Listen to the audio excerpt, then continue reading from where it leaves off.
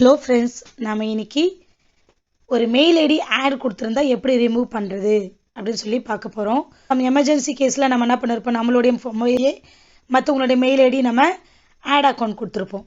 So கொஞ்ச நேரத்தில் நம்ம அதை டெலீட் பண்ணணும் அப்படின்னா அதை எப்படி பண்ணுறதுன்னு சொல்லி வாங்க பார்க்கலாம்.